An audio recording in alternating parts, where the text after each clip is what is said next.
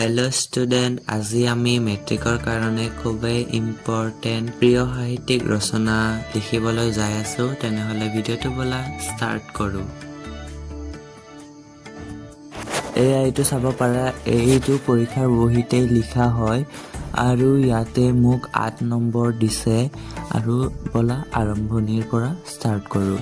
আৰম্ভণি। সাহিত্য হৈছে মানৱ জীৱনৰ অতি গুৰুত্বপূৰ্ণ অংশ।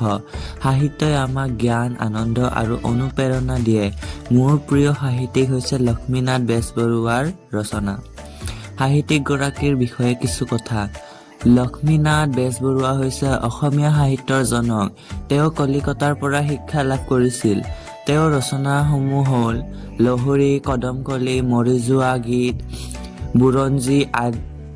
বুৰঞ্জী আদি বহুতো খ্যাত।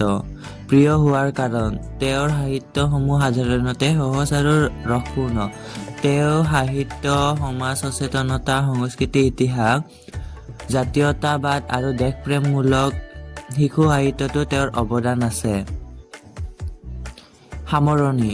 লক্ষ্মীনাথ বেজবৰুৱা হৈছে অসমীয়া সাহিত্যৰ গৌৰৱ তথা জনক। তেওঁৰ জীৱনৰ লক্ষ্যই হৈছে অসমীয়া সাহিত্যক উন্নত কৰা। সেইবাবে তেওঁ মোৰ সদায় প্ৰিয় হৈ থাকিব। বা তোমালোকে এইটোও লিখিব পাৰা। সামৰণি। লক্ষ্মীনাথ বেজবৰুৱা আছিল অসমীয়া সাহিত্যৰ উজ্জ্বল নক্ষত্ৰ। তেওঁ অসমীয়া ভাষা সাহিত্যৰ নতুন জীৱন দিছিল। সেয়েহে